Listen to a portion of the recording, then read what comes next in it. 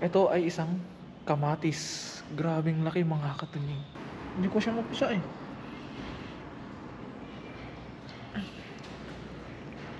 Yeah. Grabe mga katunying, isang kamatis, isang mangkok. Maraming salamat pala kay Kapenyo dahil binigyan niya tayo ng ito mga katunying. Yan o, kulungan. Kailangan natin gumawa ng incubator or kailangan natin ng incubator. Ngayon naman, nabanggit ko kay Kapenyo na gusto kong gumawa ng DIY na incubator. Tapos naalala ko itong mga katunying yung binigay niya nung nakaraan na pinaglagyan ng manok. Sa wakas ay nagwakas. Ayun mga katunying, tapos na. O, diba? Napaka basic.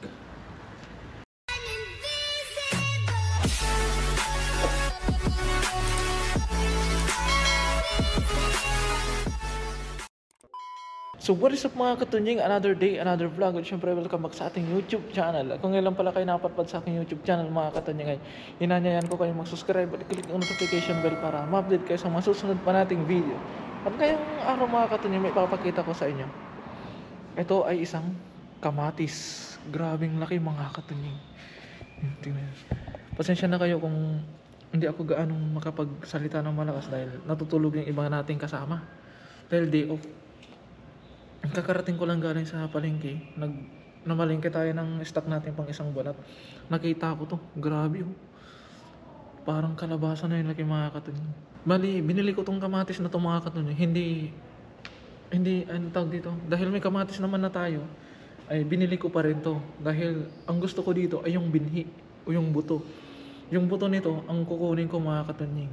Pero syempre, sayang din yung laman kung itatapon natin. Iluluto natin yung laman mga katunying at para hindi naman masayang kasi kukunin natin yung buto syempre. Yung laman niya, hahaluan natin ng itlog. Ay, pero grabe yung laki mga katunying. Oh? Oh.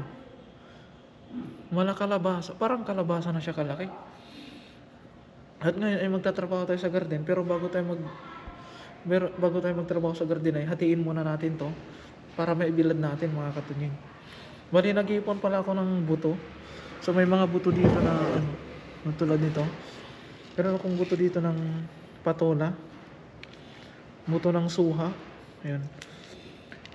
Bali, pinapatuyo ko pa siya mga katunying.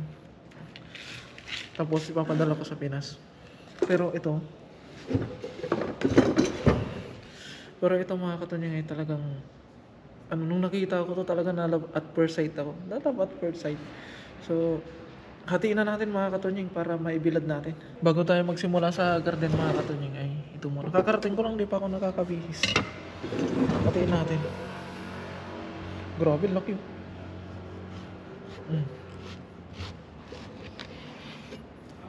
The moment of truth. Ay, kunti lang yung buto. Kunti lang yung buto. Yan, kukunin natin to. So ayan, tatanggalin na natin ang buto mga katunying. Pipigan lang natin. Ba't parang pwede naman yatang gawing juice yung niya? Pero kakamay na natin kasi tayo lang din naman yung kakain. Tapos nagugas naman ako ng kamay mga katunying.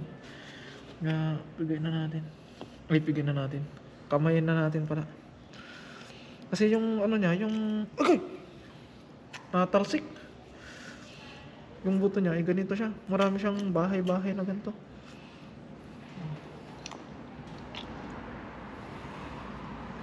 Grabe, gaganda ng Sana may mabuhay akong ganito. Bali tatanim dahil matagal pa naman akong umuwi sa atin mga katunying sa Pilipinas. Nung matagal pa naman akong umuwi sa Pilipinas ay tatanim ko muna siya. Ito ay luluto naman natin to. Sayang din yan mga katunying. Hindi ko siya mapisa eh.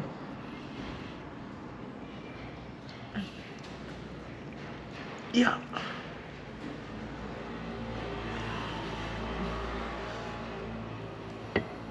Kailangan talaga tinutusok ng daliri.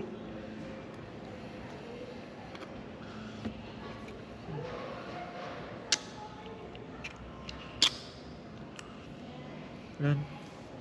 Hugasan ko lang ito mga katunying. Paugasan na natin. Ito yung nakuha natin. Ito yung nakuha nating buto. Siyempre sasalain pa natin yung mga katunying. Ngayon naman ihugasan natin to dahil chachap-chapin na natin. Bali, i-prepare natin to para bukas dahil may pasok na tayo bukas sa mga katunying.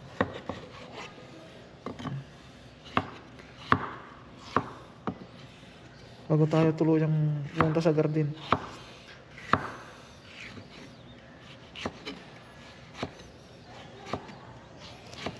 Haluan natin ng itlog to mga katunying, masarap to.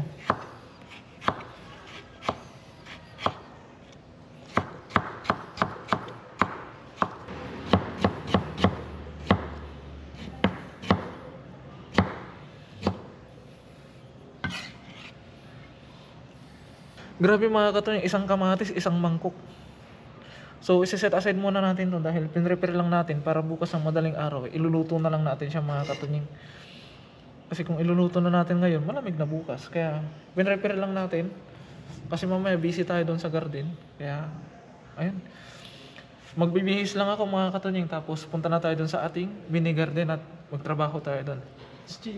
So yun mga katunying, dito na tayo sa garden ngayon at maraming salamat pala kay Kapenyo dahil binigyan niya tayo ng ito mga katunying, you know, kulungan.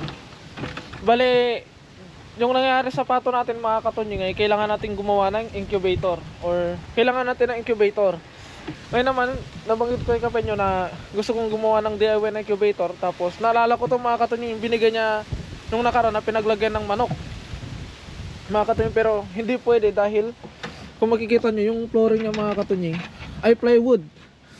So kapag nilagyan namin ng manok itong mga katunying, yung dumi nila hindi mahuhulog sa baba at may iipon dyan sa ano. Kaya itinabi muna namin at doon na kami nagkulong sa kulungan ng manok natin. Then mga katunying, inalbor ko kay Kapenyo to. Kinapalang ko na yung mukha ko, charis. Inalbor natin kay Kapenyo at ayun, binigay niya naman mga katunying. Baling gagawin na lang natin dito ay installan natin ang dapat install at gagawin natin, manunod tayo sa online kung paano gumawa ng incubator. At ito na yung gagamitin natin mga katunying. Bali, basta gagawin nating incubator to, pero hindi muna sa ngayon dahil wala pa namang itlog mga katunying. Kapag nagsimula na ng itlog yung pato, saka na natin din sisimulan to dahil sa ngayon ay marami pang naka-line up na gawain dito sa garden na dapat nating unahin. Kaya ito ay tatabi na muna natin doon sa ating mini warehouse.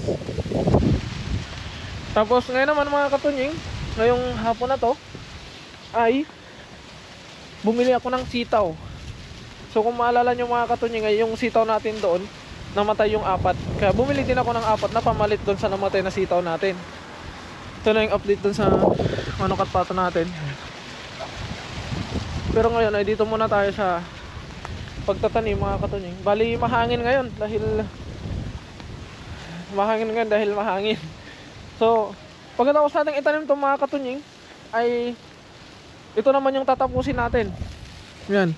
Ito naman yung tatapusin natin dahil meron pang kalahati.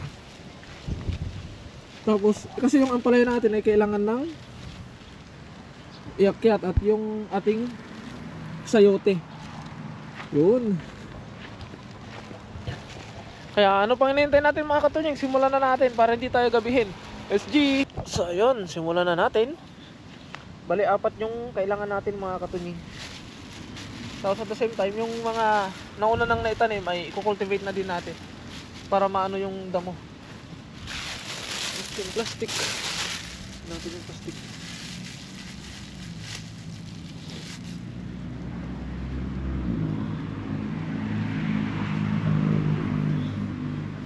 Hindi ko lang kung bakit namatay yung tanim nating sitaw dito.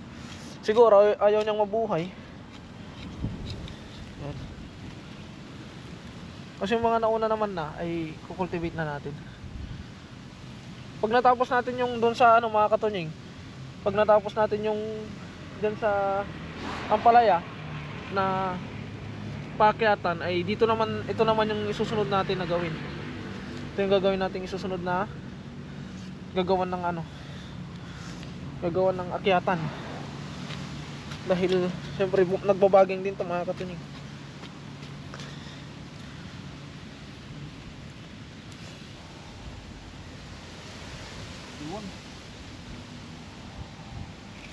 Tapos na mga katunying. At ngayon naman mga katunying ay itutuloy natin na ito. So dahil matagal tong gawin mga katunying, bali sobrang bagal kung gawin ito, ay ita-time lapse na natin para mas mabilis tayo at hindi kayo maboring sa panonood sa akin mga katunying. Para isang iglap lang. Sabi ni Kapenyo, parang hangin, parang kidlat pala. Kasi kalahati pa. Yan. Kalahati pa. At pagkatapos natin ito ay bibili pa tayo ng pagkain ng ating mga pato. Kaya simulan na natin mga katunying. Let's G!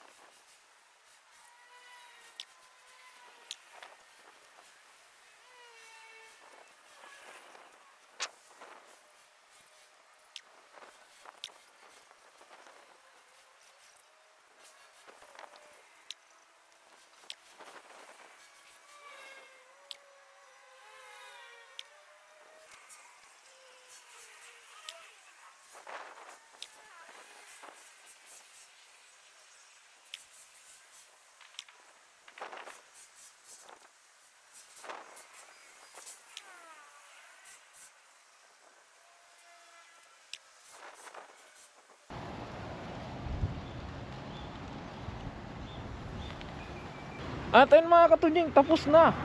Sa wakas. Sa wakas ay nagwakas. Ayun mga katunying, tapos na. O, diba? Napaka basic. Ito na ang final output. Ito na siya. Medyo nangawit tayo ng konti, pero at least natapos natin at least meron tayong panibagong natapos. At dahil pumunta ko sa Suswing ngayon mga katunying para bumili ng pagkain ng pato natin, ay hanggang dito na lamang muna ang update dito sa ating garden. At kita-kits ulit bukas mga katunying, dahil syempre yung daily routine natin bago papasok sa trabaho ay dito pa rin naman tayo sa garden natin, wala nang iba. Kaya hanggang dito na lamang muna mga katunying. Maraming salamat po sa walang sawa niyong suporta sa akin at sa aking mga nakakasama. Mag-iingat po palagi and God bless po. Bye bye.